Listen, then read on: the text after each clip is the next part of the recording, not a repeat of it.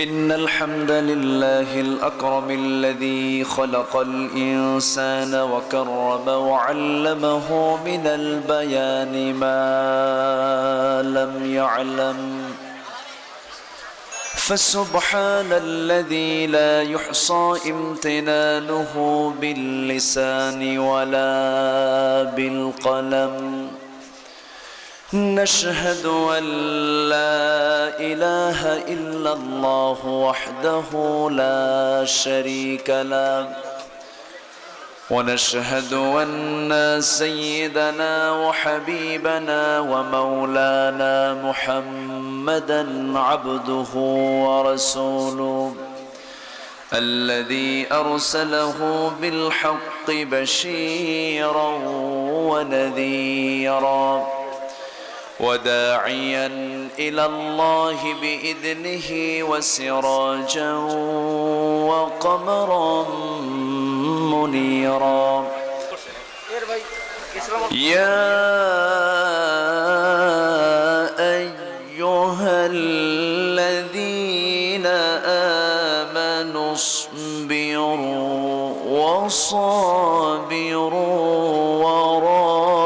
ورابطوا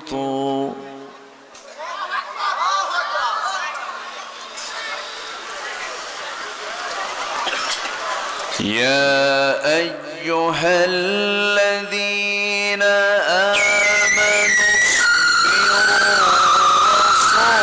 اصبروا ورابطوا واتقوا الله সিরাজগঞ্জের যমুনার তীরবর্তী জেলা সিরাজগঞ্জের সর্বদক্ষিণের উপজেলা বেলকুচি উপজেলার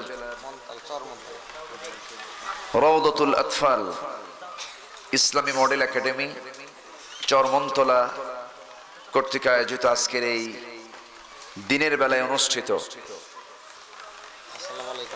বার্ষিক ওয়াজ মাহফিল 2021 মহৎ আয়োজনের সম্মানিত সুযোগ্য সভাপতি,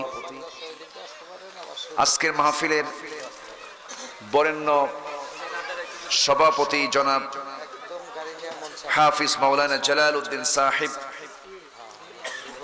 আজকের প্রোগ্রামের বরেণ্য মেহমান মাননীয় চেয়ারম্যান মহোদয় জনাব মির্জা সুলাইমান হোসেন, আমার পূর্বে কথা বলেছেন মুফতি মাওলানা আব্দুল্লাহ সিরাজি, কথা বলেছেন আমার বাম পাশে বসা আনন্দিত আলেমে দ্বীন মাওলানা আব্দুল হান্নান সরকার, উপস্থিত হাজরাত উলামায়ে কেরাম, ফোদালায়ে ইজাম, সুশীল সমাজ, জাতির শ্রেষ্ঠ সন্তান, শিক্ষক মণ্ডলী, সামনে উপস্থিত দূরে ও কাছের বিভিন্ন স্থান থেকে ছুটে আসা কালেমার ঝান্ডাবাহী, তাওহীদের পতাকাবাহী, দ্বীন ইসলামের নরসারদুল বীর মুজাহিদ, প্রাণ প্রিয় সম্মানিত দ্বীনী ভাইরা, সম্মানিত ভাইয়েরা, আসুন আমরা এই প্রতিকূল পরিবেশে যে বসে আছি, সবার মাথায় পানি, সবার শরীরে পানি উপর থেকে পড়তেছে, এরপরও বসে আছি আমরা, অবশ্যই কষ্টকে কবুল করবেন কে? কষ্টের যাজা, কষ্টের পুরস্কার আছে না নাই? আছে। আমি বেশি সময় নেব না, আমি খুব অল্প সময়ের মধ্যেই শেষ করার চেষ্টা করব, আমি আপনাদেরকে বেশি কষ্ট আমি দেব না। একটা আয়াত আমি শুধু তেলাওয়াত করেছি, এই আয়াতকে সামনে রেখে আমি কিছু কথা বলবো। সবাই শুনতে রাজি আছেন তো?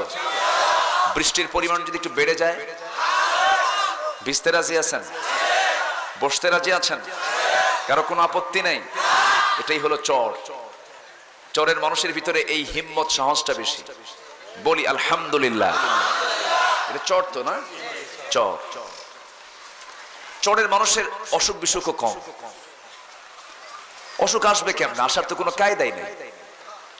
আমি যখন হুন্ডাই সরছি, কতবার যে দোয়া ইউনুস কইছে আল্লাহ জানে। আমি মেম্বার সাহেবকে বললাম যে ভাই আমি কি আজকে আসি না নাই?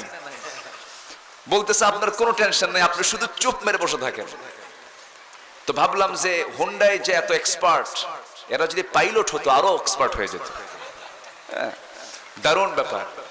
যাই হোক, আসতে পেরেছি আমি খুবই আনন্দিত। আপনাদের এই চাঁদ মাখা মুখ, সুন্দর নুরানি চেহারাগুলো আমি দেখতে পেলাম। আল্লাহ কত মহান সুনিপুণ কারিগর। এতগুলো মানুষ বসে আছি, কারো চেহারার সঙ্গে কারো চেহারার মিল আছে? বলেন, কারো কণ্ঠের সঙ্গে কণ্ঠের মিল আছে? কোন কথার সঙ্গে কারো কথার মিল আছে? এমনকি নখের আগার সাথে ফিঙ্গারপ্রিন্ট মিল আছে?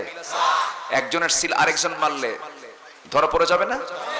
জমির দলিল যদি আরেকজনকে দিয়ে দেয় ধরা পড়ে যাবে না? ধরা পড়ে যাবে। আল্লাহ তাআলা কত নিপুণ সৃষ্টি, কত নিপুণ কারিগর, যে হাফ ইঞ্চি নখের আগাটাও আদম থেকে নিয়ে আজ পর্যন্ত, শুধু না কিয়ামত পর্যন্ত কোন নখের সঙ্গে কোন নখের মিল থাকবে না। এবং আল্লাহ বলছেন, তুমি কি জানো বালা কাদিরিনা আলা আন নুসাওয়িয়া বানানা, এই নখ আমি কত স্বতন্ত্র করে বানিয়েছি, এটা দিয়ে আমি তোমার হিসাবটা একদিন নেব। সেই দিন আছে না নাই? সেই দিনের মালিক কে? বিচার দিবস কে চালাবেন? আর রহমানির রহিম, এরপরে কি? মালিক ইয়াউমিদ্দিন, বিচার দিবসের মালিক কে? আল্লাহ। আমার ভাইয়েরা, সে আল্লাহ রাব্বুল আলামিন আমাকে আপনাকে সৃষ্টি করেছেন। পৃথিবীর প্রথম মানুষ আদম আলাইহিস সালাতু ওয়াস সালাম, আল্লাহ রাব্বুল আলামিন তাকে জান্নাতের মধ্যে রেখে দিয়েছিলেন। সেই জান্নাতের মধ্যে রেখে দিয়া একাকী তার সময় কাটলো না, একজন জীবন সঙ্গীর দরকার, বন্ধুর দরকার। আল্লাহ বলছেন, আদম জীবন সঙ্গিনী বানায় দিলাম, হাওয়াকে তোমার জন্য দিয়ে দিলাম। দুজন অবস্থান করলেন, জান্নাতের মধ্যে থাকলেন, দিন সময় ভালোই কাটলো। আমাদের আসল বাড়ি কোথায়? বলেন, আসল বাড়ি কোথায়? জান্নাতে। আমার আব্বা আম্মা কোথায় ছিলেন? আমরা যেতে চাই কোথায়? ব্যাপার মাঝে মাঝে ঝড় আসে, ভাবতেছি কি এই গোসল কি আমারই হয় নাকি কিছুক্ষণ পর? আচ্ছা, মানে বেশি আরাম নিতে গিয়ে যদি বেকায়দায় পড়ি তখন তো আরেক বেকায়দা। একটু খেয়াল রাখেন চেয়ারম্যান সাহেব, আমার এই মাহফিলটা খুব স্মৃতি হয়ে থাকবে। আপনার এলাকার মানুষগুলো এত ধৈর্যশীল, এই বৃষ্টিকে উপেক্ষা করে তারা বসে আছেন। আল্লাহর মেহেরবানি এটা, আলহামদুলিল্লাহ বলেন। তবে কষ্ট যত বেশি করব সওয়াব তত বেশি পাবো, এটা আমাদের মাথায় রাখতে হবে। সম্মানিত ভাইয়েরা, তাহলে আমাদের আসল বাড়ি কোথায়? বাপ দাদার বাড়ি কোথায়? আমাদের আসল বাপের নাম কি বলেন? ডোনাল্ড ট্রাম্পের বাপকে দেখেন, কেউ কয় না। সব মানুষের বাপকে, হ্যাঁ, Joe Biden, Donald Trump, Theresa May, Narendra Modi, সবার বাপ কে? আদম। সবার বাপ আদম। কিন্তু আদম সন্তান হয়ে কিছু অবাধ্য আছে না নাই? আজকের সমাজে অনেক বাপ ভালো, ছেলেটা খারাপ আছে না নাই? আছে। বাপ একদম বুজুর্গ মানুষ, ছেলে একদম মানে এত নোংরা, তার ছেলে এমন হবে কল্পনাই করা যায় না, আছে না? নবীর ছেলেও খারাপ আছে না নাই? নবীদের বউ কিছু খারাপ ছিল, ছিল না? নবীদের ভাইও খারাপ ছিল, নবীদের বাপও খারাপ ছিল, আছে না? এরকম রেকর্ড আছে না নাই? যেমন ছিলেন ইউসুফ আলাইহিস সালাতু ওয়াস সালাম, তার ভাই শত্রু ছিল, মন খারাপ করা যাবে না। ইসলামকে মানতে গেলে, দ্বীনকে মানতে গেলে, যখন দেখবেন আপনার ভাই আপনার বিরোধী হয়ে দাঁড়িয়েছে, ইউসুফের কথা মনে করবেন। সবগুলো ভাই মিলে ইউসুফ আলাইহিস সালাতু ওয়াস সালামকে কূপের মধ্যে ফেলে দিয়া তাকে হত্যার পরিকল্পনা করলো। আল্লাহ বলছেন, তোরা শত্রুতা করে তোদের ভাইকে দুনিয়া থেকে বিদায় করা তো দূরের কথা, একদিক দিয়ে আমার ইউসুফকে কূপের মধ্যে ঢুকালাম, অন্য দিক দিয়ে দেশের প্রধানমন্ত্রী বানাইয়া দিলাম। যেরকম সুবহানাল্লাহ। আপনার বাপ বিরোধী হয়ে গেছে, মন খারাপ করার কোনো কথা নাই। আমাদের জাতির পিতা ইব্রাহিম আলাইহিস সালাতু ওয়াস সালাম, তাকে যখন নমরুদ কর্তৃক, নমরুদের প্রশাসন যখন তাকে আইন পাশ করে আগুনে পুড়ে মারার পরিকল্পনা করলো, আগুনে যখন হত্যা করা হবে, পুড়ে মারা হবে, ওই আগুনে ফেলবে কি কেউ সাহস পায় না। জন্মদানকারী পিতার কাঁধে দায়িত্ব পড়ে গেল। নিজের জন্মদানকারী পিতা আজার নিজ সন্তান ইব্রাহিম আলাইহিস সালাতু ওয়াস সালামকে যখন আগুনের দিকে নিক্ষেপ করছিল, ইব্রাহিম চোখের পানি ফেলতে ফেলতে বলছে, আল্লাহ এত এত চরম দুর্দিনে গোটা পৃথিবীর সমস্ত মানুষ আমার বিরোধী হলেও আমার জন্মদানকের পিতা তো আমার পক্ষে থাকার কথা, কি আমার পক্ষে নাই। মেহেরবানি করে এই চরম সংকটে তুমি আল্লাহ আমার হেফাজত করো। আল্লাহ তাআলা তাকে বাঁচিয়েছেন। অতএব বাপ বিরোধী হতে পারে, ভাই বিরোধী হতে পারে, বিভিন্ন বিপদ আপদ মুসিবত আসতে পারে, হতাশ হওয়া যাবে না, নিরাশ হওয়া যাবে না। সকল ক্ষেত্রে আমরা ভরসা করব কার উপরে? আল্লাহর উপরে। আমার বন্ধুগণ, সবাই জান্নাতি হবে না, জান্নাত সবার জন্য জুটবে না। এক শ্রেণী জান্নাত পাবে, আরেক শ্রেণী জাহান্নাম পাবে। পৃথিবীতে প্রথম যে মার্ডার হয়েছে তাও আদম সন্তান হাবিল এবং কাবিল, একটা মেয়েকে কেন্দ্র করে, একটা মেয়েকে কেন্দ্র করে, আমি ওকে বিয়ে করব, আমি ওকে বিয়ে করব। শুধুমাত্র এই একটা দুনিয়াবি চেতনাকে লালন করে শেষ পর্যন্ত মার্ডার পর্যন্ত হয়ে গেল, মার্ডার পর্যন্ত করে গেল। আমার বন্ধুগণ, ওই যে খারাপ কাজের প্রক্রিয়া শুরু হলো, এখনো সেই খারাপ প্রক্রিয়ার কিছু লোক আছে না নাই? সব কার সন্তান? সব কার সন্তান? কিছু বাধ্য সন্তান আর কিছু অবাধ্য সন্তান। আমরা কি সন্তান হব? বলুন, আমরা কি সন্তান হব? Donald Trump? হ্যাঁ, না, আমরা হব বিশ্বনবীর শ্রেষ্ঠ উম্মত। জোরে বলি ইনশাআল্লাহ, বিশ্বনবীর শ্রেষ্ঠ উম্মত আমরা হব। আমরা এখানে যারা বসে আছি, আমরা বিশ্বাস করি কাকে? যার বিশ্বাস আছে তাকে বলি ইমানদার। তাকে কি বলে? ইমানদার। ইমানদারকে আল্লাহ পাক ডাক দিচ্ছেন। আমি যেখান থেকে তেলাওয়াত করেছি, আল্লাহ পাক এই জায়গায় ইমানদারকে ডাক দিচ্ছেন। এখানে যারা আমরা বসে আছি, আমরা সবাই কি ঈমান এনেছি তো নাকি? নামাজ না পড়লে তো ঈমান আছে। হ্যাঁ, দেখছেন? হ্যাঁ, কইছে সবাই নামাজ না পড়লে ঈমান আছে। এই না, আবার মাঝখানে আবার লোকমা দিছে। আমার কথা কি মন খারাপ করতেছেন নাকি? আচ্ছা, তাহলে ঈমান আছে আমাদের, কিন্তু আমরা নামাজ পড়ি না, নামাজ ছেড়ে দেই, নামাজটা বাদ দিয়ে দেই। অথচ রাসূলুল্লাহর হাদিস, মান তারাকা সালাতান মুতাআম্মিদান ফাকাদ কাফার। আল ফারকু বাইনাল মুমিন ওয়াল কাফির তারকুস সালাহ। কাফের এবং মুমিনের মাঝে পার্থক্য হলো নামাজ। কাফের নামাজ পড়ে না, মুসলিম নামাজ পড়ে, ছাড়ে না। দেখছেন কি সুন্দর করে মিলাই দিল। ওয়াজ কি খেলে আমি পারি নাকি? আচ্ছা, এরপরে যে ব্যক্তি ইচ্ছা করে এক ওয়াক্ত নামাজ ইচ্ছাকৃতভাবে ছেড়ে দিল, সে যেন কুফরি করল। মারাত্মক কথা। ইমাম শাফিঈর মতে ইসলামী জনপদে, ইসলামী রাষ্ট্রের কোন নাগরিক যদি এক ওয়াক্ত নামাজ ইচ্ছা করে ছেড়ে দেয়, তাকে ফাঁসির মঞ্চে ঝুলিয়ে মারো। চিন্তা করছেন আপনি? তাহলে নামাজটা কার হক? আসতে বলবেন, নামাজটা কার হক? আল্লাহর হক। সবার আগে আমরা হক আদায় করব কার? রাজি আছে সবাই? আমাদের খাবার সর্বক্ষণ সরবরাহ করেন কে? আমাকে ভাত খাওয়ান কে? অনেকে চুপ করে আছে, অনেকে কয় আব্বা, অনেকে হয়তো কবেন আম্মা। আমি কামাই করি, আমি আবাদ করি, আমি খাই, আল্লাহ আমার খাওয়াই কেমন? এরকম প্রশ্ন আসতে পারে। কিন্তু একটু সূক্ষ্মভাবে চিন্তা করলে আমরা বলতে পারবো, আমাদেরকে খাওয়ান কে? খাদ্য দু প্রকার। খাদ্য দু প্রকার, একটা হচ্ছে নাকের, আরেকটা হচ্ছে মুখের। নাকের, মুখের। মুখের খাবার 3 দিন নাই, বাঁচবো না? বাঁচতে পারি। নাকের খাবার 3 মিনিট নাই, থাকবো? কোন খাবার বেশি প্রয়োজন? সে খাবারটা কই, কোথায় পাওয়া যায়? কোথায় আছে? নাকের ডগায়। আল্লাহ সরাসরি খাওয়ায়, কোন সন্দেহ আছে? আল্লাহ ধরে খাওয়াচ্ছেন। আল্লাহ কি করে খাওয়াচ্ছেন? ধরে খাওয়াচ্ছেন। যদি সিলিন্ডার সিস্টেম হতো, সিলিন্ডার সিস্টেম, অক্সিজেন, রোগী যখন অবস্থা খারাপ হয়ে যায়, লাঞ্চ আর পারে না, তখন অক্সিজেনের সিলিন্ডার ঢুকায় দিয়ে তাকে বাঁচানো হয়। যদি এরকম হতো সিলিন্ডার সিস্টেম, তাহলে আমি বাজার করব কখন, কাজ করব কখন, সর্বক্ষণ হাতে একখান সিলিন্ডার নিয়ে থাকা লাগতো। ঠিক কিনা বলেন? নাকের সামনে সর্বক্ষণ অক্সিজেন রেখে দিয়েছেন কে? আমাকে খাওয়ান কে? আমাকে পড়ান কে? সব কিছু মনিটরিং করেন কে? চোখ দিয়েছেন কে? চোখের মধ্যে পানি দিয়েছেন কে? পানিটা কিসের পানি? টিউবওয়েলের? হ্যাঁ, সাধারণ কোনো পানি?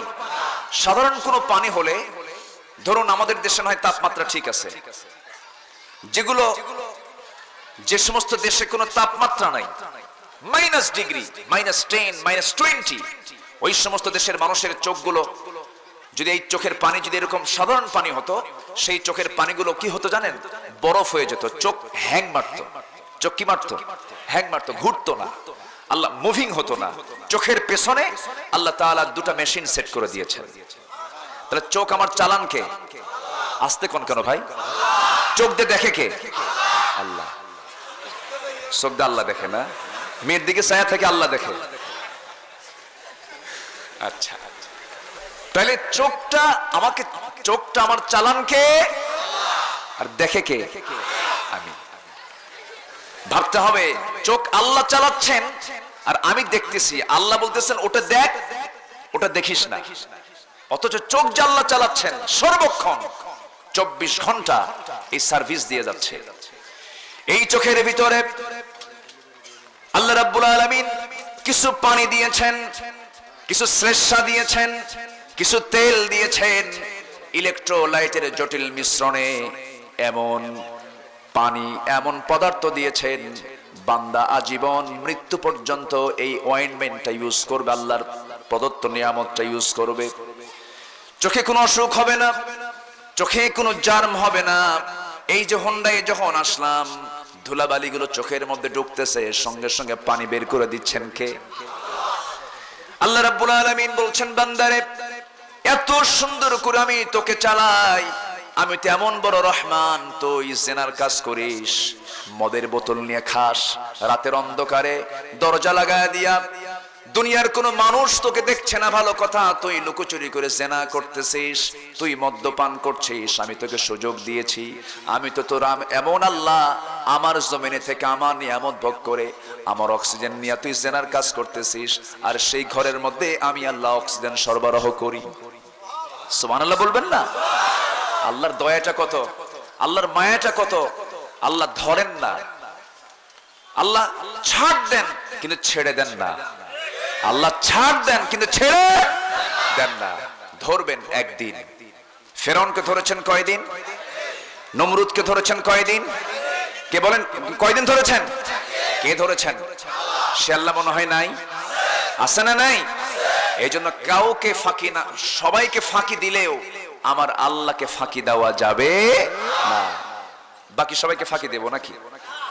কাউকে ফাঁকি দেওয়া যাবে না। ফাঁকি যদি দেই নিজেই ফাঁকিতে পড়ে যাব। এক নম্বর হক আদায় করবো আমরা কার? তাহলে আমরা ইমানদার হব। তাহলে আমরা কি হব? ইমানদার হব। ইমানদারকে ডাক দিয়ে আল্লাহ পাক বলছেন, সূরার নাম হলো সূরা আলে ইমরান। সূরা আলে ইমরান। ইমরান নামে লোক আছে না? ইমরান নামে লোক আছে না নাই? আছে। তারপরে মুসা নামে লোক আছে না? ঈসা নামে, ইব্রাহিম। কোরআনে কিন্তু কাফেরের নামও আছে, ফেরাউন আছে, আছে না? ও ফিরআউন ওয়া হামান ওয়া জুনুদাহুমা, ফেরাউনের নামটাও আছে। তারপরে দুষ্ট লোকের নামগুলো এর মধ্যে আছে। কিন্তু ইমরান নামে আপনি অসংখ্য লোক পাবেন, আদম নামে পাবেন, নূহ নামে পাবেন। ইন্নাল্লাহ ইসতাফা আদম ওয়া নূহা ওয়া আলা ইব্রাহিম ওয়া আলা ইমরান আলাল আলামিন। এই আয়াত থেকে সূরার নামকরণ করা হয়েছে। সূরাটা নাজিল হয়েছে মদিনায়। কোথায় নাজিল হয়েছে? মদিনায়। তো এই সূরাটা এই ব্যক্তির নামে নামকরণ কেন করা হলো? এই ব্যক্তির নামে নামকরণ করার কারণ হচ্ছে আল্লাহ পাক এই পরিবারকে অনেক সম্ভ্রান্ত করেছেন। মারিয়াম আলাইহিস সালাতু ওয়াস সালামের নাম সবাই শুনেছেন তো? মারিয়াম, তার একটা ছেলে ছিল, এখনো মারা যায় নাই, আবার পৃথিবীতে আসবেন, দাজ্জালকে মোকাবেলা করবেন। তিনি কে? এত জোরে বলেন, বাড়ি কি আশেপাশে নাকি? বাড়ি তো অনেক দূরে। এখনো তিনি মারা যান নাই, তিনি এখন আছেন চতুর্থ আসমানে। কোন আসমানে? খ্রিস্টানরা কি এগুলো বিশ্বাস করে?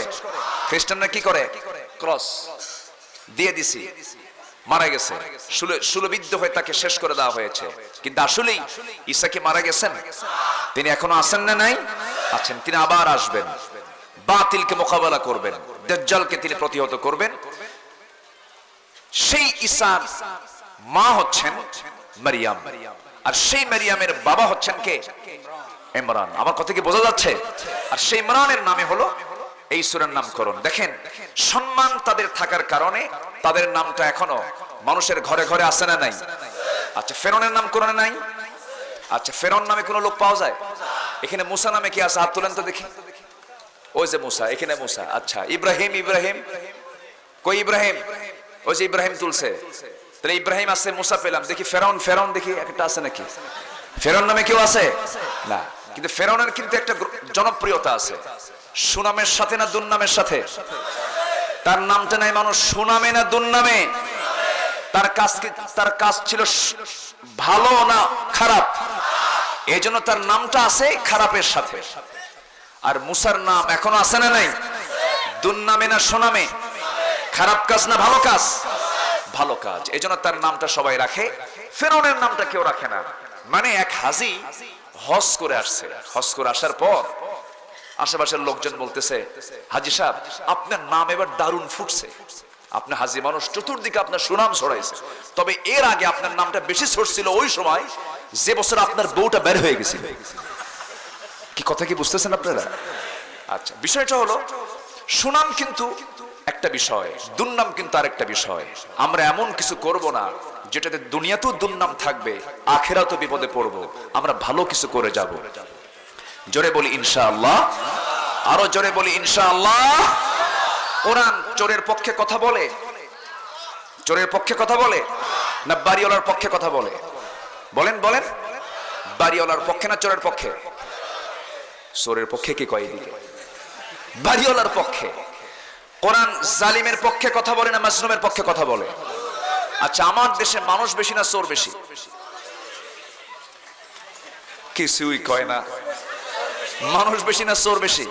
আচ্ছা এখন প্রশ্ন করি, নামাজি বেশি না বেনামাজি বেশি? আচ্ছা সবচেয়ে বড় চোর কে? এখন বলেন মানুষ বেশি না চোর বেশি? তাহলে কোরআন যদি চোরের বিরুদ্ধে কথা বলে, কোরআন শুনলে কি সবার সহ্য হবে? আজ থেকে সবার কি সহ্য হবে? হবে না। এটাই তো স্বাভাবিক।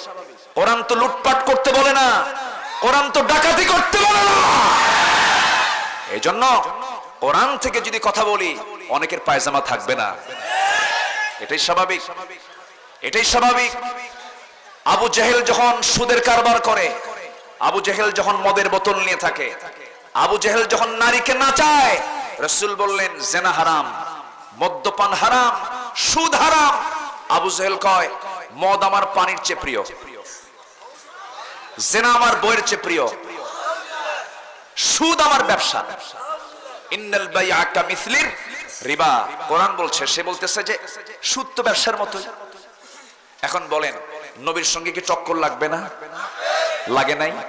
আচ্ছা রাসূল কি কারো বাড়িতে আগুন ধরায় দিয়েছিলেন? আচ্ছা রাসূল কি কারো হক নষ্ট করেছিলেন? রাসূলের মুখের ভাষা কি খারাপ ছিল? কোন গালি দিয়েছেন? কোন মিথ্যা ছিল? এই পৃথিবীতে একজন মানুষের রেকর্ড যার জীবনে একটা মিথ্যা কথা বের হয় নাই, তিনি হচ্ছেন মুহাম্মদ সাল্লাল্লাহু। আচ্ছা তাকে কি দেশ ছাড়া করা হয়েছিল? তাকে কি হত্যার অর্ডার দেওয়া হয়েছিল? কেন? কি জন্য? কিসের অপরাধে? শুধুমাত্র এই প্রশ্ন আপনার বিবেককে করুন, প্রশ্নের জবাব আপনি পেয়ে যাবেন। এই জন্য আমরা জান্নাত পেতে চাই। জান্নাত এত সহজ নয়। জান্নাত পেতে হলে আমাকে আগে আমার লাইন ক্লিয়ার করতে হবে, আমি কোন লাইনে আছি। আমি যাব ঢাকা, গাড়ির স্টিয়ারিং আছে কুড়িগ্রামের দিকে, আমি কি ঢাকা যেতে পারবো? আমাকে জান্নাতের লাইনে যেতে হবে। আমি সুলাইমান ভাইকে খুব ধন্যবাদ জানাই, তিনি আমাকে একটা নির্দেশনা দিয়েছেন, বলেছেন জনপ্রতিনিধি তো ওনাদের অনেক দায়িত্ব আছে, আল্লাহ তুমি তার খেদমতকে কবুল করো। আল্লাহর নবীর নামে নাম, সুন্দর নাম না? সুলাইমান নাম, এত সুন্দর নাম তো খুঁজে পাওয়া মুশকিল। আমার দেশে কিন্তু ট্যাবলেট নামও আছে, আছে না? হারা মরা তাজা বুলেট, কত নাম। বাপ মা ভালো করে নাম রাখে কিন্তু সমাজ আর একটা নাম দিয়ে দেয়। মন্ত্রীদের নামও আছে। মাত্র এক মন্ত্রীর নাম ছিল হলো পটল, আসিল না? পটল। আমি একদিন দেখা হলো, বললাম ভাই আপনার নাম পটল হলো কেন? ভাই ছোটবেলায় পটল খাইছি। তো নাম সুন্দর হওয়া উচিত, সুন্দর নাম তার, আলহামদুলিল্লাহ বলেন। তিনি বলেছেন কোরআন এবং হাদিসের বাইরে কোনো কথা না বলা। আমরা কোরআন এবং হাদিসের ভিতর থেকেই কথা বলি, কিন্তু বুঝতে ভুল হয়ে যায়, বুঝতে ভুল হয়, এই জন্যই সমস্যাটা হয়। আমরা কখনো চেষ্টা করি না যে নিজের মন গড়া কোনো কথা বলে কিয়ামতে আটকা পড়ে যাব। আমরা কোরআন থেকে কথা বলবো, জোরে বলি ইনশাআল্লাহ। আমরা সুদ চাই না যাকাত চাই? বলেন সুদ না যাকাত? বেনামাজি না নামাজি? চোর চোর ডাকাত না ভালো মানুষ? ভালো মানুষ আমরা হতে চাই, ভালো মানুষ আমরা হতে চাই, জোরে বলি ইনশাআল্লাহ। ভালো মানুষ হতে হলে ইমানদার হতে হবে। কি হতে হবে? আমার সবচেয়ে বড় দারোগা কে? আমার সবচেয়ে বড় সাক্ষী কে? ইয়া আইয়ুহাল্লাযীনা আমানু, হে ইমানদারেরা, যারা ঈমান এনেছো, ঈমানের দাবি যারা করছো, তোমরা চারটা কাজ করো। কয়টা কাজ করো? আমরা চারটা কাজ শিখে যাব আজকে, জোরে বলি ইনশাআল্লাহ। আমার ভাইয়েরা, আল্লাহ রাব্বুল আলামিন বলেন, ইয়া আইয়ুহাল্লাযীনা আমানু সবিরু ওয়া সাবিরু ওয়া রাবিতু ওয়াত্তাকুল্লাহা লাআল্লাকুম তুফলিহুন। সূরা আলে ইমরান আয়াত নাম্বার 200, সর্বশেষ আয়াত এটা।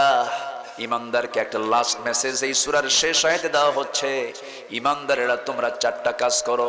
নাম্বার 1 হলো তোমরা ধৈর্য আনো। কি আনো? ধৈর্য আনো। ধৈর্য এমন একটি গুণের নাম, যার মধ্যে ধৈর্য আছে সে দুনিয়াতেও সফল হবে, আখিরাতেও সফল হয়ে যাবে। এই যে ধরুন চেয়ারম্যান মহোদয়, তাকে গালি দেওয়ার লোক আছে না নাই? ইউনিয়নে নাই গালি দেওয়ার লোক নাই? সামনেও তাকে গালি দিতে পারে, হয়তো একটা ধমকের সুরেও কথা বলতে পারেন, কিন্তু তিনি তো তারও চেয়ারম্যান, জনপ্রতিনিধি। এই ক্ষেত্রে ধৈর্যের পরিচয়ের দরকার আছে না নাই? শুনেও শোনা যাবে না, ধৈর্যের পরিচয় দিতে হবে। অনেক গালিগালাজ কানে আসবে, ধৈর্যের পরিচয় দিতে হবে। ইমামতির দায়িত্ব পালন করি, 10 মায়ের 10 সন্তান মুসল্লি হয়ে নামাজে আসে, কিছু বেদব মার্কা মুসল্লি আছে না নাই? ইমামকে ধৈর্যের দরকার আছে না নাই? আছে। আবার এইরকম করে আপনি সমাজের মধ্যে চলাফেরা করতে যাবেন, ব্যবসা বাণিজ্য করতে যাবেন, কোন কাস্টমার আসলো আপনার কাছে, ধমকের সুরে কথা বলল, আপনিও যদি তাকে ধমক দিয়ে তা মিটিয়ে দেন, আপনি কি ব্যবসা করতে পারবেন নাকি? আপনাকে গালি দিলে, আপনি পাল্টা গালি দিলে, আপনি কি চেয়ারম্যানগিরি করতে পারবেন নাকি? সকল ক্ষেত্রে ধৈর্যের দরকার আছে না নাই? আছে। ধৈর্য হারালেন, আপনি হেরে গেলেন, ধৈর্য টানলেন, আপনি বিজয়ী হয়ে গেলেন। এই জন্য আল্লাহ রাব্বুল আলামিন ধৈর্যের ব্যাপারে আরেকটা আয়াতে বলছেন, এই আয়াতের পরিপূরক আয়াত, যারা পারেন সঙ্গে পড়ুন। ইয়া আইয়ুহাল্লাযীনা আমানুস্তাঈনু বিস-সাবরি ওয়াস-সালাহ ইন্নাল্লাহা মা'আস-সাবিরিন। ও ঈমানদারেরা, আমার কাছে তোমরা সাহায্য চাও ধৈর্যের মধ্য দিয়া এবং নামাজের মধ্য দিয়া। মাধ্যম দুইটা, একটা হলো ধৈর্য আর একটা হলো নামাজ। আল্লাহ রাব্বুল আলামিন আগে নামাজের কথা বলেছেন না ধৈর্যের কথা বলেছেন? হ্যাঁ, ধৈর্যের। বলেন কিসের? বলেন বলেন বলেন। আগে ধৈর্য, এরপরে নামাজ। নামাজে আগে নামাজ পড়া দরকার না ধৈর্য আনা দরকার? কিছু কিছু মুসল্লি আছে, ইমাম সাহেব একটু লম্বা নামাজ পড়লে মুসল্লি বিরক্ত হয়। এমন মুসল্লি তো বাংলাদেশে নাই, আছে না নাই?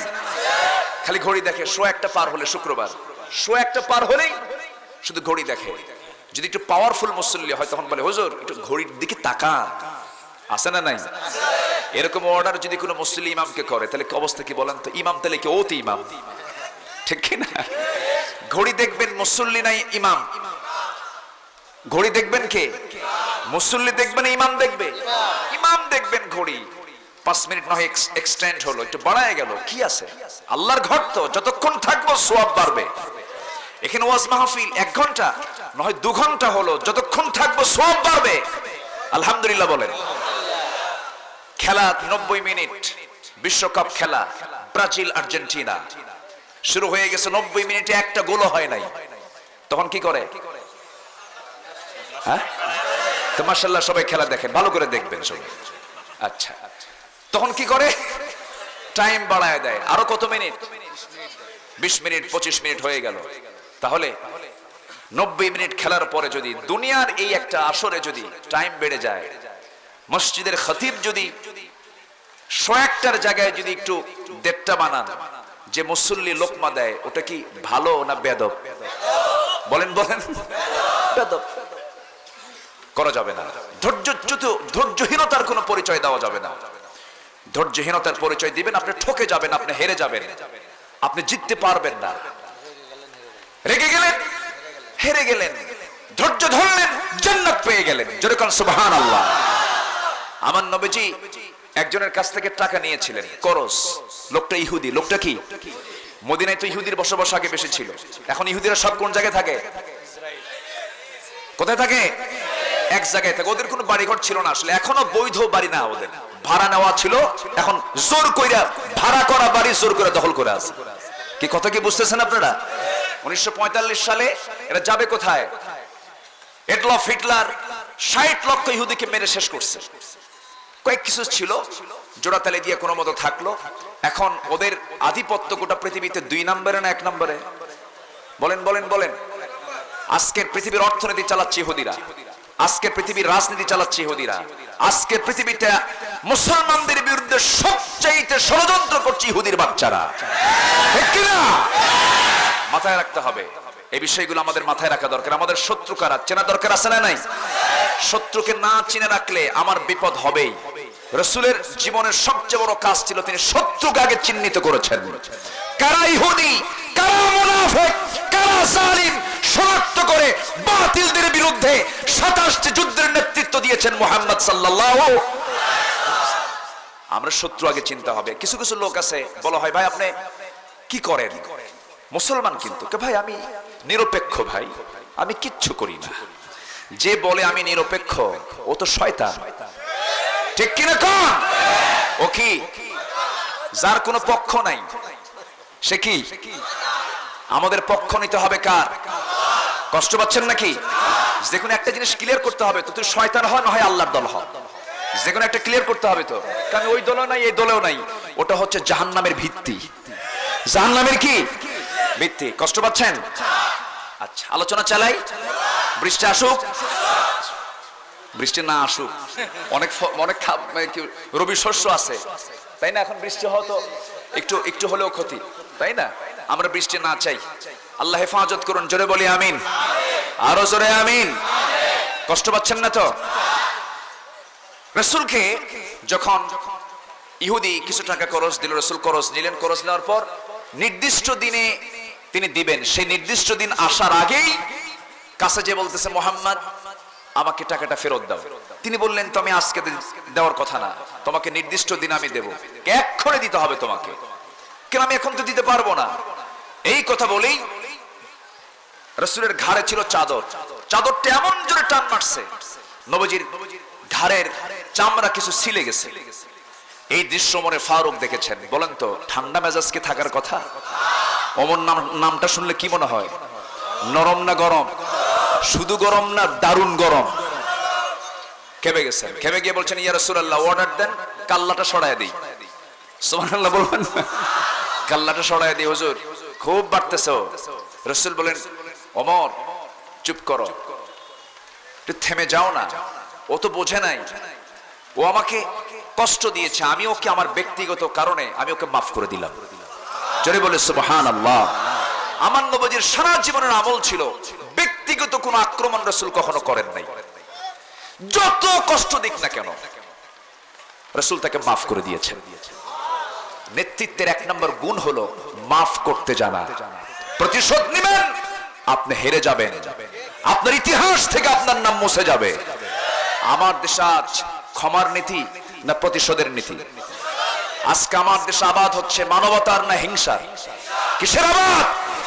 গ্রামের একটা মানুষ একটু ডেভেলপ হচ্ছে, একটু উপর দিকে উঠতেছে, তাকে উপরের দিকে উঠতে দেয় না, নিচের দিকে নামায়। কোন দিকে নামায়? জাতীয় খেলা কি? হাডুডু। যতই যায় আগায় পিছন থেকে টেনে আনে, এর নাম জাতীয় খেলা হাডুডু। আমরা কেমনে আগাবো বলে? সম্মানিত ভাইয়েরা, আমরা হিংসা ছেড়ে দেব, আমরা অহংকার ছেড়ে দেব। সকল পাপের মূল হলো 3টা: হিংসা, অহংকার, লোভ। হিংসা, অহংকার, লোভ। হিংসা বান্দার ভিতরে থাকবে, সে ইমানদার হবে না। অহংকার থাকবে, সে ইমানদার হবে না। লোভ থাকবে, কিন্তু বৈধ লোভ, নিজের বউ না পরের বউ? পরের বইয়ের দিকে লোভ আছে না নাই? আছে না? ওটা কি বৈধ না অবৈধ? নিজের সম্পদের প্রতি লোভ আছে না নাই? পরের সম্পদের লোভ থাকা যাবে? যাবে না। যেটা বৈধ এতটুকু লোভ থাকবে। এই লোভ কে দিয়েছেন? আল্লাহ দিয়েছেন। নারীর প্রতি টান কে দিয়েছেন? মেয়ের দিকে তাকাতে ইচ্ছা হয় না? নিজের স্ত্রীর দিকে তাকাবেন আপনার মুহরেমা সকল নারীর দিকে সম্মান, শ্রদ্ধা, স্নেহ দিয়ে। কিন্তু যে নারীটা আপনার জন্য দেখা জায়েজ নাই সেই দিকে তাকানো যাবে না। এটা কার হুকুম? এটাই হলো শরিয়াত। এটা কি? শরিয়াত। কিন্তু আজকে র‍্যাগ ডে পালন হচ্ছে। আবহমান কাল ধরে চলে আসে এই দেশের যাত্রা, পালা যাত্রা, লোকসঙ্গীত, এগুলো দিন দিন যাচ্ছে, আমাদের সমাজ থেকে হারিয়ে যাচ্ছে, মুছে যাচ্ছে। এটার সবচেয়ে বড় অন্তরায় হলো ওয়াজ মাহফিল। দেখছেন, ওয়াজ মাহফিলকে দোষ বানায়া তারা যাত্রার পক্ষে কথা বলে। যাত্রা দেখে তো আল্লাহওয়ালা হয়, যাত্রা দেখে তো নামাজি হয়, যাত্রা দেখে তো বুজুর্গ হয়। যারা ওয়াজ মাহফিল করবে তারা যাত্রা করবে না। কিন্তু দুঃখ লাগে আমার দেশে যাত্রা কমিটির সভাপতি, মাহফিলের সভাপতি। কিছু আছে না নাই? আল্লাহ খুশি থাক, শয়তানও বেজার না হোক। খামাখা দরকার কি একজনকে বাজার করার? ওই লোক কি জান্নাত পাবে? ওই লোক কি জান্নাত পাবে? আমরা নিরপেক্ষ হব না, আমরা পক্ষ নেব কার? হয় যাত্রা করেন না হয় ওয়াজ করেন। আপনার লাইন আপনি ক্লিয়ার করেন, তাহলে আপনি জান্নাত পাবেন। কার কথা? আল্লাহর কথা। সম্মানিত ভাইয়েরা, আমরা ঈমান এনেছি, আমরা ঈমান নিয়ে টিকে থাকবো। জোরে বলি ইনশাআল্লাহ। রাসূল সাল্লাল্লাহু আলাইহি ওয়াসাল্লাম ইহুদিকে বললেন, ইহুদি, আমার ঘাটটা তুমি ছিলে দিয়েছো, আমি যদি চোখের ইশারা করতাম তোমার গর্দানটা উড়ে যেত, আমি তোমাকে মাফ করে দিলাম। ইহুদি চোখের পানি ফেলে বলতেছে, হুজুর আমি তো চেক করলাম যে আপনি আসলে বিশ্বনবী কিনা, আপনি আসলে বিশ্বনবী। যেরকম সুবহানাল্লাহ। নবীজি মসজিদের মধ্যে বসা, সাহাবা কেরামকে নিয়ে বসে কথা বলছেন। এক ইহুদি এসে রাসূলের সামনে লুঙ্গিটা খুলে পেশাব করতেছে। কন্ত এটা কি কম ধৈর্যের দরকার? সব সাহাবীর সামনে লুঙ্গি খুলে পেশাব শুরু করছে, তাও এক স্থানে দাঁড়ায় না, হেঁটে হেঁটে নেচে নেচে। মানে যত রাগ সব রাগ উঠুক। ওমরে ফারুক তো আসেনি, উনি উঠে বলতেছে, হুজুর এত বড় বেয়াদবি কি সহ্য করা যায়? আপনি আমারে বলেন। রাসূল বলেন, না, পেশাব করার সময় ডিস্টার্ব করো না, ও করুক। বলেন, নামাজ আগে না ধৈর্য আগে? নামাজ আগে না ধৈর্য আগে? আপনি যদি বাতিল নেতৃত্ব দেন, খারাপদের নেতৃত্ব দেন, সেখানে ধৈর্য লাগবে আগে, তাছাড়া পারবে না। আবু জাহেল কিন্তু ধৈর্য ছিল। রাসূল যেদিন যে রাত্রে হিজরত করে মক্কা থেকে মদিনায় আসেন, তার বিছানায় কাকে রেখে আসছিলেন? আলীকে। কাকে বলেন? আলীকে। আবু জাহেলের লোকজন এসে বলতেছে, এই আলী, মুহাম্মদ কই? হযরত আলী বলে, তোদের সামনে দিয়ে যায়, তোরা দেখিস না? আল্লাহু আকবার বলেন। প্রশ্নের উত্তর দেখেন কত বিজ্ঞচিত উত্তর। যদি বলতেন জানি না, জানিস না কেন? তোদের সামনে দিয়ে গেল, তাই তো চোখ ডললাম, কোন দিক দিয়ে গেল টের পাইলাম। কথা বলছেন? আচ্ছা, এখন সবাই সিদ্ধান্ত নিল যে আলীকে আমরা মেরে ফেলবো। আবু জাহেল কিছুক্ষণ পরে এসে বলে, শোন, তোরা আলীকে মারিস না, আলী তো আমাদের গোষ্ঠীর রক্ত, ও মুসলিম ঠিক আছে, কিন্তু ওকে মারলে আরেক প্যাঁচ লাগবে। অতএব মুহাম্মদকে মারার সিদ্ধান্ত হয়েছে, আলীকে মেরে তো সেই শোধ হবে না। আলীকে অক্ষত রেখে এখনই মক্কার চতুর্পাশে খুঁজে বেড়াও, কোথাও না কোথাও মুহাম্মদ বিন আব্দুল্লাহ আছে। দেখেন আবু জাহেলের বুদ্ধি আছে না নাই? ধৈর্য আছে, কিন্তু ঈমান আজ থেকে মানে ঈমান। আমার নবীজি বললেন, পেশাব করা শেষ হয়ে গেছে, এখন চলে যাচ্ছে। আমার নবীজি বললেন, সাহাবীরা তোমরা কি চিন্তা করতেছো? ওমরে ফারুক পিছে পিছে দৌড় মারতেছে, ইহুদির পিছনে, হুজুর আসামি চলে গেল, ওকে শেষ করে ফেলবো, আজকে আল্লাহর ঘরকে নাপাক করেছে। রাসূল বললেন, ওমর তোমার কাজ তো এটা নয়, তোমার কাজ হলো মসজিদটা নাপাক হয়েছে, পানি দিয়ে পরিষ্কার করে দাও। আমার নবীজির এমন সুন্দর ধৈর্যের আচরণ দেখে ইহুদির বুঝতে দেরি হলো না। ইহুদির সঙ্গে সঙ্গে বলল, আশহাদু আল্লা ইলাহা ইল্লাল্লাহু ওয়াহদাহু লা শারীকা লাহু ওয়া আশহাদু আন্না মুহাম্মাদান আবদুহু ওয়া রাসূলুহু। আমার নবীজি একদিন ফাতিমার ঘরের মধ্যে ঢুকলেন। ফাতিমার ঘরের মধ্যে ঢুকে দেখলেন খাবার নাই, চেহারাটা শুকনা, চোখ গর্তের মধ্যে চলে গেছে। বললেন, ও মেয়ে ফাতিমা, তোমাকে কেমন যেন ক্ষুধার্ত মনে হচ্ছে, কি হয়েছে তোমার বলো তো? বলছে, মা আব্বাজান, আপনার কলিজার টুকরা মেয়ে ফাতিমা আন্নাহা জাইআতুন মুনযু সালাসাতি আইয়াম, 3টা দিন যাবত না খাওয়া। আমার নবী একটা করে খেজুর। আমার কথা কি বুঝতে পারছেন সবাই? মাইকের অবস্থা তো খারাপ, মাইকটা খুবই ভালো ছিল, কিন্তু বৃষ্টির কারণে তার একটু এলোমেলো হয়ে গেছে। এই জন্য মাইকের সাউন্ড গুলো হয়তো আপনাদের সাপ্লাই দিতে কষ্ট হচ্ছে। তাছাড়া মাইক খুবই ভালো, কিন্তু মাইকগুলোর মুখে দাড়ি নাই। আমি তো ওরে ভালো বলতে পারবো না, কারণ দাড়ি রাখার দরকার আছে না নাই? দাড়ি রাখার দরকার আছে না নাই? দাড়িওয়ালা ছিলেন মুহাম্মদ সাল্লাল্লাহু। দাড়িটা থুয়ে দিও। আমাদের চেয়ারম্যান সাহেবকে আল্লাহ কবুল করুন। জোরে বলি আমিন, আরো জোরে আমিন। ওই যে আমাদের সঙ্গে তো মঞ্চে সবারই দেখা হয়, কত লোক যে দাড়ি রাখছে। আমি বলেছি জোর কইরা, আপনার সামনে বছর যদি দাড়ি ছাড়া পাই তাহলে কিন্তু খবর আছে। দাড়ি রেখে দিয়েছেন, আমার ভয়ে না। কার ভয়ে? কার মহব্বতে? নবীর মহব্বতে। কার মহব্বতে? রাসূলকে আমি ভালোবাসি, আমি রাসূলের সুন্নাহ স্টাইল আমি ফলো করব। আমি মাথার চুল রাখবো, রাসূল কেমন করে চুল রেখেছেন আমি তেমন করে চুল রাখবো। কিন্তু এখনকার ছেলেরা কার স্টাইলে চুল রাখে? হ্যাঁ, মাথার চুল দেখছেন? এইদিকে চুল নাই, এইদিকেও চুল নাই, একদম চামড়া বের করা, কাউয়া কাটিং আছে না নাই বলেন তো? মাথার উপরে গোল করে থুয়ে দিছে, আছে না নাই? যখন বলা হয় ছেলে তুমি যে চুলটা কাটছো এরকম করে কাটলা, এটা কোথা থেকে পেলে? তোমার মানে স্টাইলটা তোমার কোথা থেকে পেয়েছো? কে মেসি, নেইমার, তুমি কি কুত্তা? এগুলো আছে না নাই বলেন না? আমার স্টাইল হচ্ছেন মুহাম্মদ সাল্লাল্লাহু। রাসূল মোস্টটাকে ছোট করতেন, দাড়িকে ছেড়ে দিতেন। এটা মেডিকেল সায়েন্স এলাও করে। মেডিকেল সায়েন্স বলছে তোমার দাড়ি কাটবে তোমার স্কিন ক্যান্সার হবে, তুমি দাড়ি কাটবে তোমার চোখের জ্যোতি নষ্ট হবে। আর 1500 বছর আগে রাসূল বলেছেন মোস্টটাকে ছোট করো, দাড়িকে ছেড়ে দাও, তুমি সুস্থ থাকবে। জোরে বলি সুবহানাল্লাহ। রাসূলের সুন্নাহর মধ্যে কল্যাণ আছে না নাই? আসতে বলবেন না, আছে না নাই? আছে, আমরা মানবো এগুলো। জোরে বলি ইনশাআল্লাহ। রাগ করলেন না তো? ওই ভাইরও তোমার নাই, অনেকেরই নাই। আমরা দাড়িওয়ালা হব, রাজি আছি না? জোরে বলি ইনশাআল্লাহ। হ্যাঁ, আমরা দাড়িওয়ালা হব, দাড়ি নিয়ে কবরে যাব।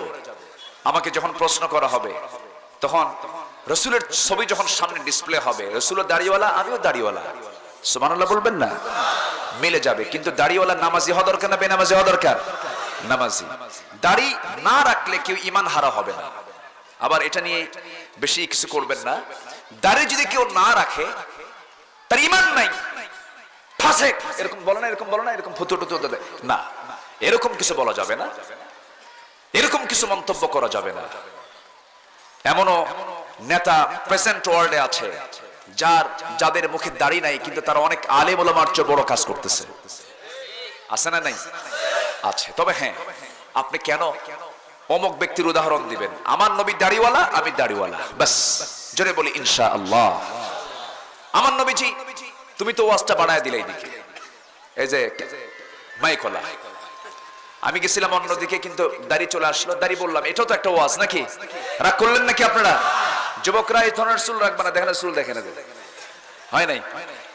দেখছেন চুলের অবস্থা? কি যে একটা রুচি আসছে এখন, তাকালি মনে হয় আল্লাহ এগুলো কি? আমার পরিবার, আমার মুসলিম পরিবারের কালচার এমন তো হওয়া যাবে না। আল্লাহ তুমি বোঝার তৌফিক দাও, জোরে বলি আমিন। আবার এই সমস্ত চুল কাটা নিয়ে আবার আমাদের সামনে এসে বলে, হুজুর মাথায় একটু হাত ধুয়ে দেন, হাত বুলায় দেন, দোয়া করে দেন, তোর চুলি তো ঠিক নাই। সম্মানিত ভাই, কষ্ট পাচ্ছেন নাকি আপনারা? শ্রমিক নেতা মুহাম্মদ সাল্লাল্লাহু কি কাজ করছেন?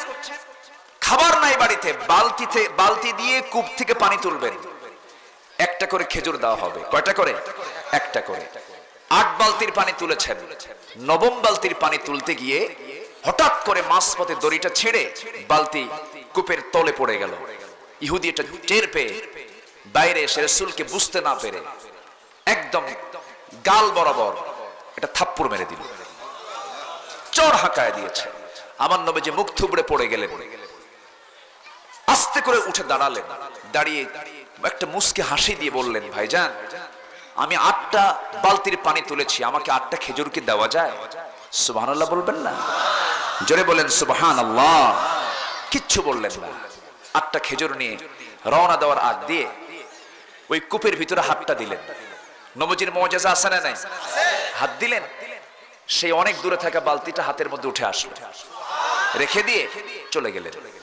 ইহুদি কয়, আমি কারে থাপ্পড় মারলাম, আমি কাকে আঘাত করলাম, আমি কাকে এত বড় কষ্ট দিলাম, আমি তো বুঝতে পারিনি। অনুশোচনা সৃষ্টি হয়ে গেল। এজন্য আমরা সুন্দর ব্যবহার দিয়ে পৃথিবী জয় করব। জোরে বলি ইনশাআল্লাহ। সুন্দর ব্যবহার কি ধৈর্য ছাড়া হয়? ধৈর্য নিয়ে হয়। জোরে বলি ইনশাআল্লাহ। এখন বলেন তো আজকে আমার আলোচনার সাবজেক্ট কি বলেন তো? বলেন সবাই, সবাই বলেন। একটা পয়েন্ট নিয়ে যেতে হবে তো। আলোচনার সাবজেক্ট কি? আচ্ছা, বিয়ে করলে ধৈর্যের দরকার আছে না? চেয়ারম্যান সাহেবরা ভালো বোঝে, খালি দরবার করা লাগে। স্বামী স্ত্রী বনিবনত হয় না, এরকম গন্ডগোল আছে না? আছে। নতুন বিয়ে করে 3 মাস যাই নাই, কি মারামারি! তালাক টালাক দিয়ে আমারে ফোন দিয়া কয়, আমাদের ফোন দিয়ে কয়, হুজুর কাম তো সারছি। কি একদম মার্ডার!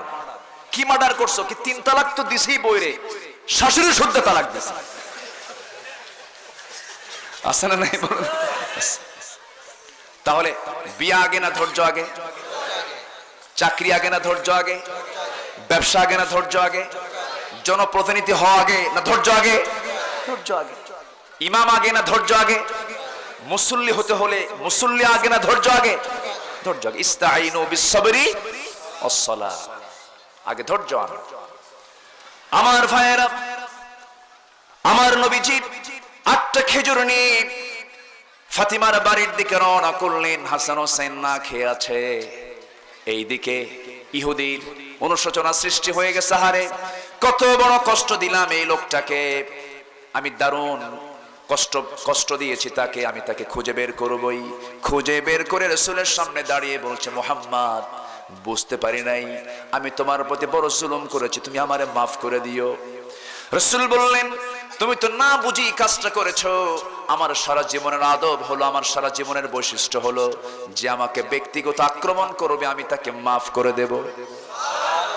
ইহুদির সামনে হাত রেখে, নবীজির হাতে হাত রেখে বলে ফেলতেছে, আশহাদু আল্লা ইলাহা ইল্লাল্লাহু ওয়াহদাহু লা শারীকা লাহু ওয়া আশহাদু আন্না মুহাম্মাদান আবদুহু ওয়া রাসূলুহু। হেদায়েতের মালিক কে? হেদায়েত চাইবো আমরা কার কাছে? নামাজ পড়বো আমরা কয় ওয়াক্ত?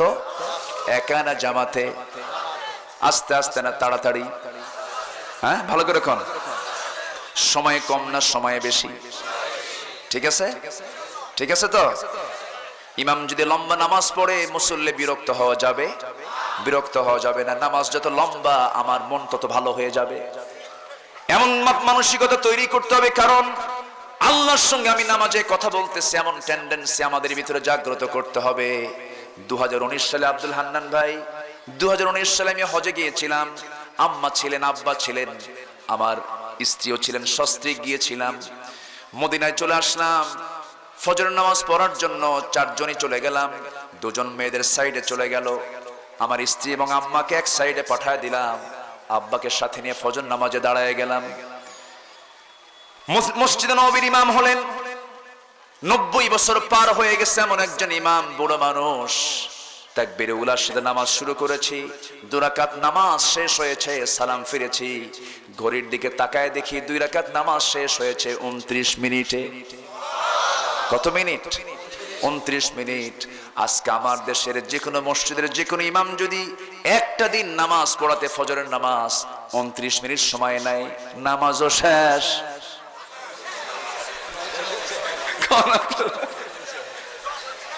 হ্যাঁ,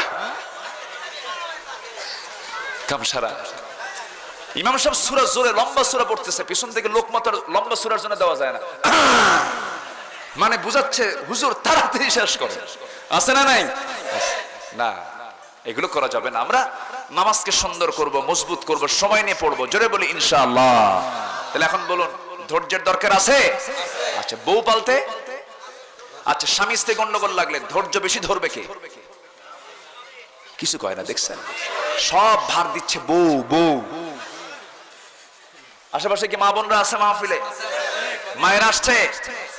আচ্ছা, স্বামী এবং স্ত্রী, স্বামী মসজিদে গিয়ে জামাত পায় নাই, নামাজ পায় নাই, বাড়িতে নামাজ পড়বে কিন্তু জামাতে পড়া দরকার, কিন্তু জামাতের মুসল্লি একজনই আছে, বউ। এখন নামাজে দাঁড়ালে ইমাম কি হবে, স্বামী না বউ? আপনি ইমাম হয়া ধৈর্য ধরতে বলবেন বউরে? হ্যাঁ, এটা কেমন কথা হলো? এই জন্য ধৈর্যের পরিচয় দিতে হবে বেশি, স্ত্রীকে না স্বামীকে? বলেন।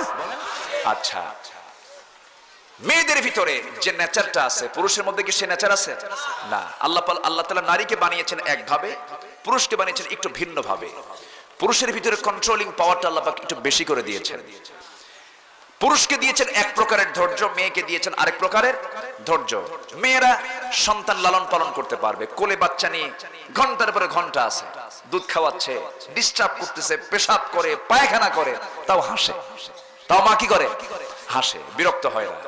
যদি একদিন 1.5 মাসের বাচ্চা বউটা আপনার কোলে থুইয়া একদিন নাই, আপনার দায়িত্ব পালন করা, কত আসার যে খাবে আল্লাহই জানে, ঠিক কি না? তাহলে এই দায়িত্ব আল্লাহ তাআলা কি পুরুষকে দিয়েছেন না নারীকে দিয়েছেন? নারীকে দিয়েছেন। আবার পুরুষ যে অফিসে বসে যে কাজটা করে, ওই কাজকে ওই মহিলা করতে পারবে? বলবে তাড়াতাড়ি নিয়ে যাও আমার এখান থেকে, ঝামেলা ভাল লাগে না, ঠিক কিনা বলেন? আল্লাহ তাআলা সবকিছু ডিপার্টমেন্টকে ভাগ করে দিয়েছেন। এই একটা বিশাল অফিসকে পরিচালনা করার জন্য ধৈর্যের দরকার। আমরা ধৈর্য আনবো, জোরে বলি ইনশাআল্লাহ। স্বামী স্ত্রী গন্ডগোল হয় না?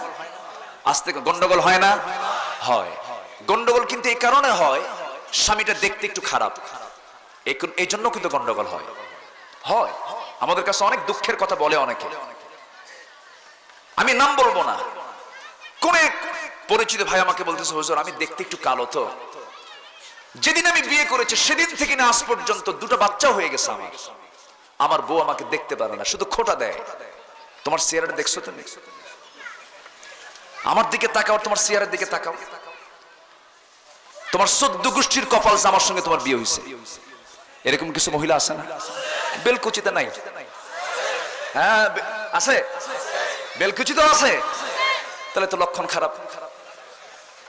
আচ্ছা, অনেকের বউ কালো হয়, ছেলেটা একটু সুন্দর হয়, বউ কালো দেখে মন খারাপ করে, এমন পুরুষ তো বেলকুচিতে নাই, আছে। তো এটা কি সমস্যা না?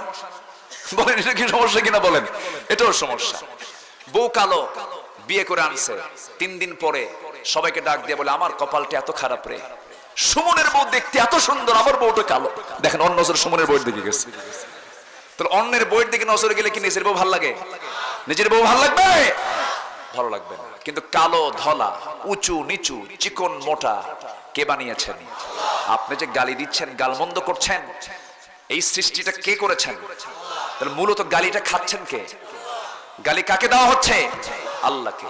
কাউকে ঘূর্ণাক্ষরেও সৃষ্টিগত দিক থেকে নিয়ে কোনো গালমন্দ করা যাবে না, আল্লাহ তাআলা নারাজ হয়ে যাবে। স্বামী কালো হয়েছে, মা মন খারাপ করবেন না। বউটা কালো হয়েছে, ভাই মন খারাপ করবেন না। সব কার ফয়সালা? আসতে বলবেন না, কার ফয়সালা? এক সাহাবী কালো, এক সাহাবী কি কালো। সে কালো সাহাবী নবীর কাছে এসে বলে, হুজুর বহু মহিলা দেখলাম, বিয়ে হয় না কেন? আমারে দেখলেই কেউ পছন্দ করে না। রাসূল বললেন, ভুল কথা, তোমার বিয়ের সময় সেই সময় হয়নি, আমি তোমার বিয়ের দায়িত্ব নিলাম, তোমার বিয়ে হবে এই মদিনার সবচেয়ে সুন্দরী নারীর সাথে, যাও। একটু আসতে বলেন সুবহানাল্লাহ। এই কথা যখন বলা হলো, সাহাবী দারুণ খুশি হয়ে বললেন, ইয়া রাসূলুল্লাহ, আপনি তো কখনো মিথ্যা কথা বলবেন না, অবশ্যই তো আমার বিয়ে হবে, কিন্তু দেরি করেন না। বুঝেন নাই? যুবকের যৌবনের উন্মাদনা আছে না? আর এখনকার যুবকরা বিয়ে করতে চায়? এই বিয়ে করতে চায় না তো? কে এক্ষুনি বিয়ে নাকি? 3-4টা গার্লফ্রেন্ড আছে, যেরকম নাউজুবিল্লাহ। নোংরামিগুলো চলছে আজ। র‍্যাগ ডে পালন করে, র‍্যাগ ডে তারাই পালন করে যারা ইসলাম মানে না। কোন স্কুলের প্রতিষ্ঠান মাদ্রাসায় দোয়া হয়, কোন মাদ্রাসায় র‍্যাগ ডে পালন হয় না। মাদ্রাসায় কি হয়? বিদায় অনুষ্ঠান, পরীক্ষা যেন ভালো হয়, আল্লাহ তুমি তাদের পরীক্ষায় কামিয়াবি দিও। আর এরা কি করে জানেন? পুরুষ ছেলে মেয়ের গেঞ্জিতে লেখে, মেয়ে ছেলের গেঞ্জিতে লেখে, যা ইচ্ছা তাই লেখে।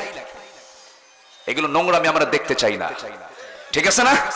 আল্লাহ তুমি সবাইকে বোঝার তৌফিক দাও। আমার নবীজি বললেন বিয়ে করবা? হ্যাঁ। যাও তাহলে যাও, মেয়ের বাবার কাছে গিয়ে বলো। হুজুর মেয়ে বাবার কাছে গিয়ে আমি কিছু বলতে পারবো না, আপনি একটা চিঠি লিখে দেন। রাসূল সুন্দর করে একটা চিঠি প্রস্তুত করলেন। চিঠিটা ভাঁজ করে ওই কালো সাহাবী সাদ আল আসওয়াদ আস-সুলাইমি সোজা গিয়ে মেয়ের বাবার কাছে গিয়ে বলতেছেন, এই মেয়ের বাপ ইবনে ওহাব, এই যে চিঠি পড়ো, তাড়াতাড়ি ফয়সালা করো।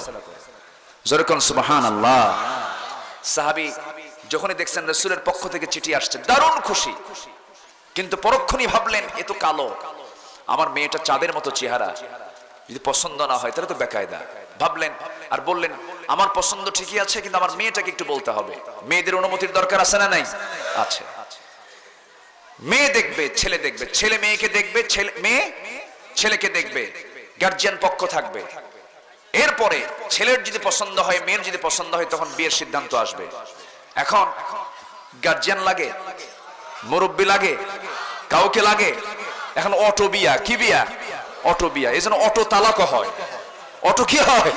তালাক হয়ে যায়। অটো বিয়া, অটো তালাক। আচ্ছা, এগুলো কি কথা বলার দরকার আছে ভাই? যুবকরা কষ্ট পাচ্ছ নাকি তোমরা? তোমাদের বিয়ের প্রয়োজন হলে বুক উঁচু করে বাবার সামনে গিয়ে বলবা, বাবা বিয়ে করাও। কি কথা বোঝা গেল? বলবা, লজ্জা ভেঙে ফেলে বলবা। তবু কোন গার্লফ্রেন্ডকে কাছে নিবা না। তোমার যৌবনের দাম কে দিয়েছেন? কে দিয়েছেন? আল্লাহ দিয়েছেন। বুক উঁচু করে বলবা। রিজিকের দায়িত্ব কার?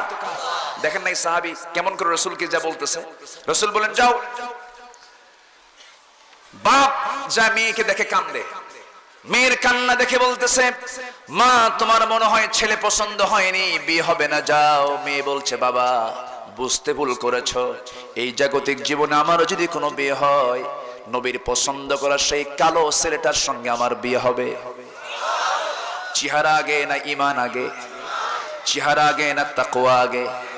চেহারা আগে না গুণ আগে? গুণটা আগে। আমরা তো বাহ্যিকটা দেখি, মাকাল ফলটা দেখতে সুন্দর, আছে না? আছে না?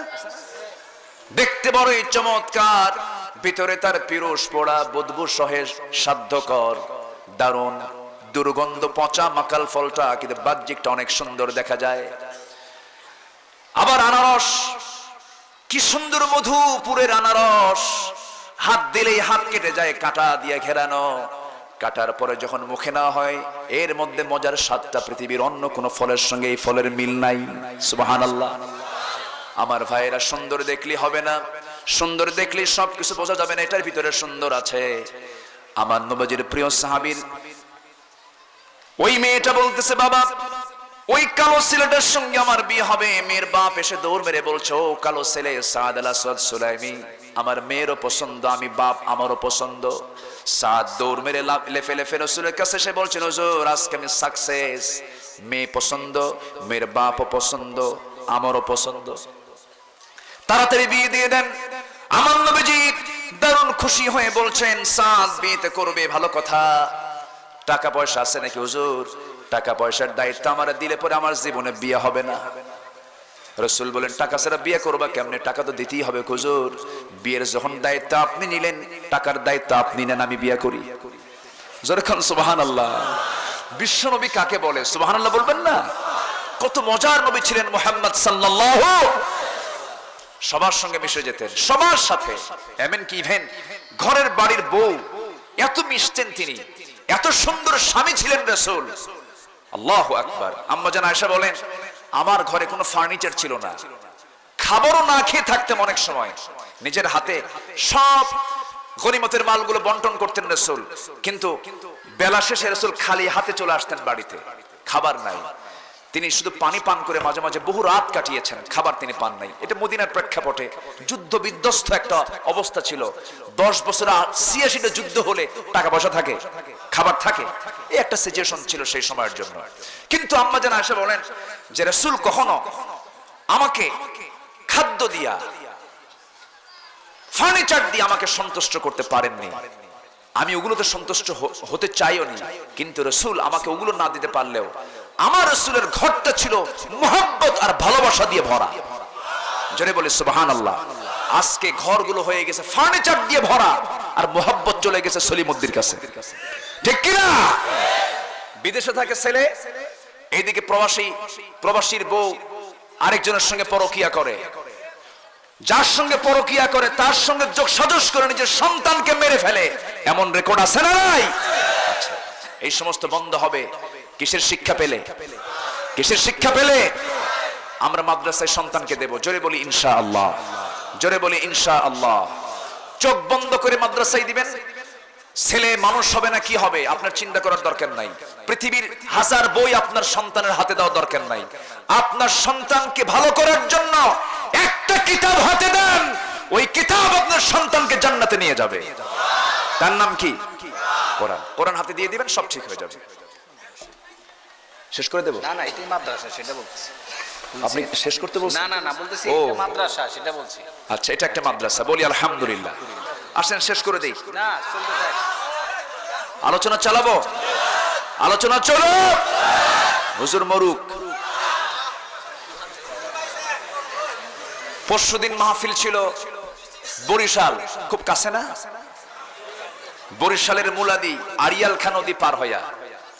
তারপরের দিন গতকালকে আমি ছিলাম জুমার নামাজ দক্ষিণ বাড্ডা বাড়িধারায় জুম্মা পড়েছি, সেখান থেকে টান মেরে চলে গেছে দোহারে মাহফিল কইরা আবার ব্যাক করেছি। বলেন এর মধ্যে কি ঘুম পাড়ার কোনো সুযোগ আছে? নাই। এসেছি সোজা, তা বলে হুজুর তাড়াতাড়ি আসেন, না আসলে ইজ্জত শেষ। আসছি। খুশি হয়েছেন তো আপনারা? বলি আলহামদুলিল্লাহ। আমি খুবই খুশি। বেলকুচির মানুষ তো আসলেই ভালো, আলহামদুলিল্লাহ। আমি ওই যে বেলকুচির সবচেয়ে বড় একটা মসজিদ হয়েছে, কি নাম? বাহেলা খাতুন। আমি এক জুম্মা পড়েছি, কোনো প্রচার নাই, কোনো অ্যাড নাই। সেই জুমার নামাজে কেউ জানে না যে আমি আসবো। পরে না জেনে এই মসজিদের মুসল্লি এমন হওয়া হয়েছে, সেই দিন আমার যদি মুসল্লির মধ্যে ছেড়ে দেওয়া হতো তাহলে আমার মানে মুরগির রানের মতো টেনে টুনে ছিঁড়ে শেষ করতো, এমন অবস্থা। এত মানুষ হয়েছে সেদিন, আলহামদুলিল্লাহ। এগুলো প্রমাণ হয় বেলকুচির মানুষ কোরআনকে খুব ভালোবাসে, ইসলামকে ভালোবাসে। আমরা ইসলাম নিয়ে থাকবো, যার মধ্যে ইসলাম নাই তার সঙ্গে আমার কোনো সম্পর্ক নাই। সম্মানিত ভাইয়েরা, আমার নবীজি বললেন টাকা তো দরকার। এখন বললেন টাকাওয়ালাকে, ওসমান এদিকে আসো। ওসমান নবীর কি হয়? ওসমান নবীর কি হয়? গরিব জামাই না ধনী জামাই? তাহলে ধনীদেরকে অনেকে গালি দেয়, আছে না? কেউ তো এমনি ধনী হয়েছে নাকি? ওর পিছনে ইতিহাস তোলে আবার, আসলে এরকম আছে না নাই বলেন? আচ্ছা, ধনী হওয়া কি অপরাধ? আসতে কোন কেন? ধনী হওয়া কি অপরাধ? আজকের সমাজের অধিকাংশ আলেমদের মুখে ধনী বিদ্বেষী ওয়াজ। হ্যাঁ, বাস্তব। কিন্তু অধিকাংশ তারা বোঝে না, তারা এমন ভাবে কনসেপ্টটা প্লেস করে, মানে ধনীরা ধনী হলো কেন এটা ওর অপরাধ না। ধনীকে যদি আপনি গালি দেন তাহলে আল্লাহর পয়গম্বর সুলাইমানকে গালি দেওয়া হবে। সুলাইমান আলাইহিস সালাতু ওয়াস সালাম এত ধনী ছিলেন, এত তার সম্পদ আল্লাহ পাক তাকে দান করেছিলেন। একটু আস্তে কোন সুবহানাল্লাহ। তার পাশের একটা জনপদের শাসক ছিল, মহিলা শাসক, রানী বিলকিস। নাম শুনেছেন? রানী বিলকিস। কোরআনে ইতিহাস আছে না নাই? আচ্ছা, রানী বিলকিসকে সুলাইমান বললেন তুই আত্মসমর্পণ কর, ইসলাম কবুল কর, নচেত আমি আসতেছে খায়া ফেলামো। কিন্তু কি কথা বোঝেন নাই? আচ্ছা, তাড়াতাড়ি তুমি ইসলাম কবুল করো, নতি স্বীকার করো। বিলকিস বলল, ভাবলো যে একটু পাম্পট্টি দেই, একটু তাকে একটু মন্টন গলার জন্য ৬-৭টা সোনার ইট রাষ্ট্রদূত কর্তৃক পাঠায় দিছে।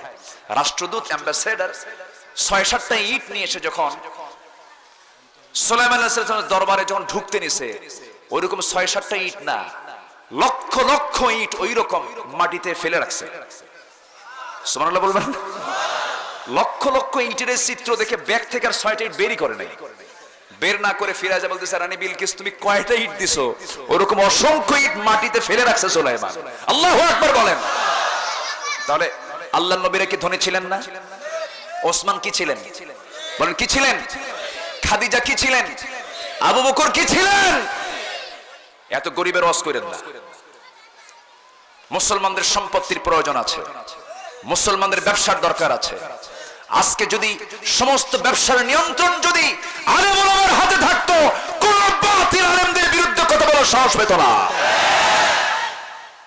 আমাদেরকে ভুল সিদ্ধান্ত দেওয়া হয়েছে, ভুল কনসেপ্ট বোঝানো হয়েছে আমাদের। রাসূল ছিলেন ব্যবসায়ী, রাসূল চাকরির চাইতে ব্যবসাকে বেশি প্রাধান্য দিয়েছেন। আল্লাহু আকবার বলেন।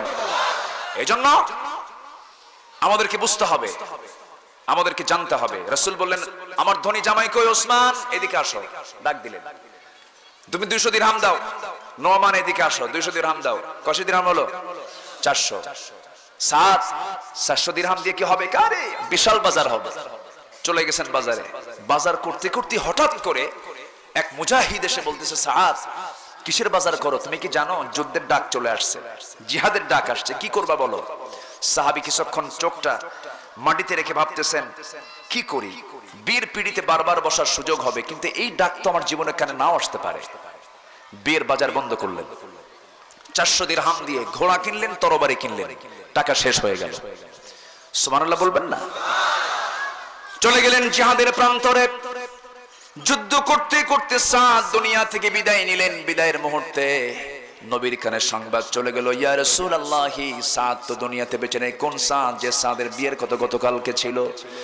নবীজি একাই দৌড় মেরে মেরে ওই সাহাবীর সামনে চলে এসে দেখেন তার ওই সাহাবীর কান কাটা, নাক কাটা, হাত কাটা, পা কাটা অবস্থায় তিনি পড়ে আছেন। সামনের দিকে তাকায়া, তার চেহারার দিকে তাকায়া নবীজি একবার হাসেন, একবার কান্দেন, একবার কান্দেন, একবার আসেন। সাহাবীরা বলছেন, ইয়া রাসূলুল্লাহি, এমন আচরণ তো কোনোদিন আপনার দ্বারা প্রদর্শিত হয়নি, আপনি এমন করছেন কেন? মুহূর্তে হাসেন, মুহূর্তে কান্দেন, কারণটা কি? রাসূল বলছেন, সাহাবীরা, আমার কান্নার কারণ হলো আমি সমস্ত কিছু আয়োজন ঠিকঠাক করলাম, কিন্তু আমার সাদ দুনিয়ার জিন্দেগিতে একজন মেয়েকে বিয়ে করতে পারলো না, নারী জীবনের স্বাদ সাধন করতে পারলো না। এই জন্য আমি কান্দি, আফসোস করি আর হাসতেছি। এই জন্য আমি আমার নবুয়তি চোখে দেখতে পেতেছি আমার সাদ এই মুহূর্তে জান্নাতের পাখি হয়ে জান্নাতের মধ্যে উড়ে বেড়াতেছে, আর জান্নাতের হুররা তাকে টানাটানি করে বেহেশতের দিকে নিয়ে চলে যেতেছে।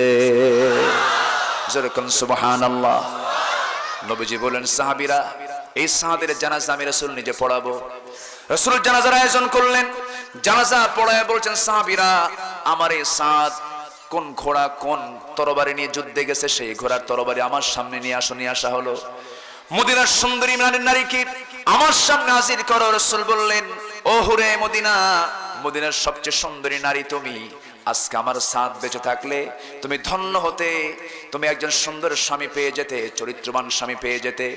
কিন্তু আমার সাদ বীর বাজার করতে গিয়ে বীর বাজারটা করতে না পেরে জান্নাতের বাজার করেছে। এই ঘোড়া আর এই তরবারি তার পক্ষ থেকে আমি তোমাকে হাদিয়া স্বরূপ এটা দিয়ে দিলাম। জোরে বলে সুবহানাল্লাহ। আমার মা, আমার ভাইরা, এই জন্য আখিরাতের কথা স্মরণ করে, আখিরাতের চিন্তাটা মাথায় নিয়ে আমাকে আপনাকে বাকি জীবন পরিচালিত করতে হবে। জীবনের সব জায়গায় আমরা প্রাধান্য দেব কার বিধান? আসতে বলবেন না, কার বিধান, কার হুকুম? আজান যখন হবে তখন আমরা কোথায় চলে যাব? 5 ওয়াক্ত নামাজ পড়বো। কারা কারা একটু হাত তুলে দেখান। জোরে বলি আল্লাহ, আরো জোরে বলি আল্লাহ। আমাদেরকে 5 ওয়াক্ত সালাত আদায় করার তৌফিক তুমি আল্লাহ দিয়া দাও। জোরে বলি আমিন, আরো জোরে আমিন। হাত নামান। সবার বাড়িতে মা বোন আছে না নাই? বোরকা পড়ে? বোরকা পড়ে? কেউ যাবে না তো? ওয়াজ মাগরিব পর্যন্ত হোক, প্রয়োজন আসর বাদ। যদি নামাজ বাদে খেলা হয়, নামাজ বাদে ওয়াজ হোক। হ্যাঁ হবে? দেখছেন তাও হ, এরকম কেউ কিছু কইছেন নাকি? না, নামাজ আগে না ওয়াজ আগে? বলেন, নামাজ আগে না ওয়াজ আগে? খেলা আগে না ওয়াজ আগে? বক্তৃতা আগে না ওয়াজ আগে? যে দল করতে গিয়ে দলের নেতা তার কর্মীকে নামাজের কথা বলে না, সেই দল করার দরকার নাই। আসতে কবেন না, জোরে বলেন ঠিক কিনা? যে খেলা খেলতে গিয়ে নামাজের তাগিদ থাকে না, সেই খেলা দরকার নাই। সবার আগে আমরা কাকে দাম দেব? আসতে কাকে দাম দেব? আল্লাহকে দাম দেব। নেতৃত্ব আনবো আমরা নামাজ থেকে। নেতৃত্ব আনবো কোন জায়গা থেকে? নামাজ থেকে।